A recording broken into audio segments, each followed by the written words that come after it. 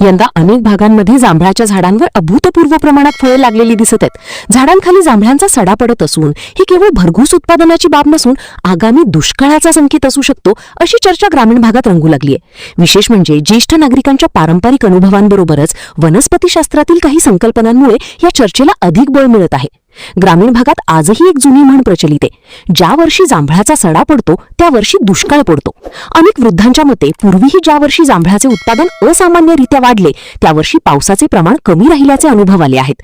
त्यामुळे यंदाच्या परिस्थितीकडेही अनेक जण गांभीर्याने पाहत आहेत। वनस्पतीशास्त्रात मास्टिंग आणि स्ट्रेस फ्रुटिंग या संकल्पना सांगितल्या जातात।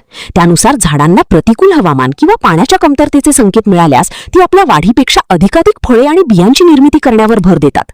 यामागे आपल्या प्रजातीचे अस्तित्व पुढील पिढीपर्यंत टिकवून ठेवण्याची नैसर्गिक प्रक्रिया कार्यरत असल्याचे मानले जाते। जांभळाच्या झाडांची मुळे जमिनीच्या खोल भागापर्यंत पोहोचतात, त्यामुळे भूगर्भातील पाण्याच्या पातळीतील बदलांचा परिणाम या झाडांवर लवकर जाणवू शकतो, असे काही जाणकारांचे मत आहे। परिणामी झाडांवरील फळांची असामान्य वाढ हा निसर्गाचा एक इशारा असू शकतो, अशी धारणा व्यक्त केली जात आहे। मात्र केवळ जांभळाच्या उत्पादनाच्या आधारे दुष्काळ पडणारच असा निष्कर्ष काढणे योग्य ठरणार नाही। पर्जन्यमान, तापमान, हवामानातील बदल, स्थानिक भौगोलिक परिस्थिती आणि इतर अनेक घटकांवर पावसाचे स्वरूप अवलंबून असते। त्यामुळे हा विषय वैज्ञानिक पडताळणीच्या दृष्टीनेही महत्त्वाचा मानला जात आहे।